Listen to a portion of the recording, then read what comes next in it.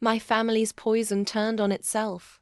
From the moment I could understand words, my parents made one thing crystal clear.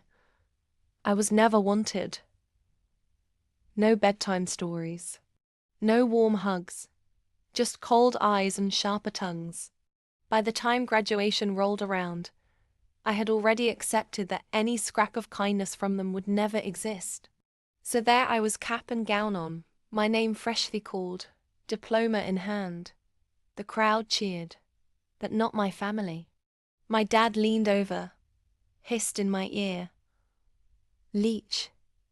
I barely flinched. After all, it was just another Tuesday for me. Then I saw his hand, sliding under the table, producing a small glass vial filled with a fine white powder. He poured it into my champagne flute with the same casualness you'd use to add sugar to tea. I didn't gasp, didn't flinch. I simply let my lips curl into the faintest smile.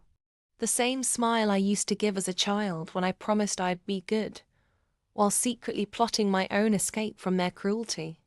The next moment was easy. My sister-perfect golden child, apple of their eye, sat beside me, adjusting her dress. Without missing a beat, I slid the glass toward her. "Here," I said sweetly. "You should toast with this one.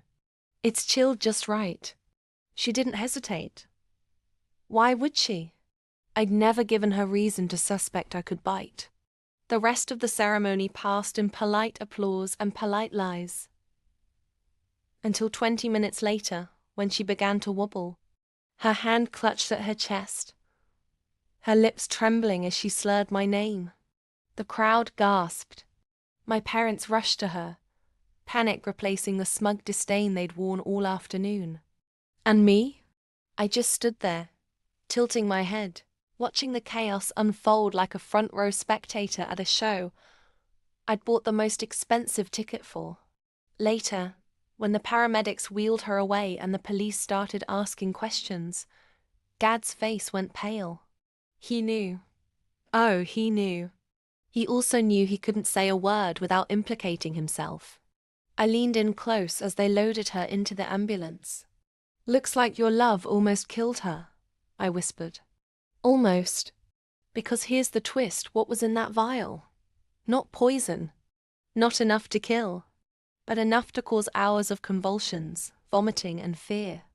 Enough to burn the memory of that drink into their minds forever.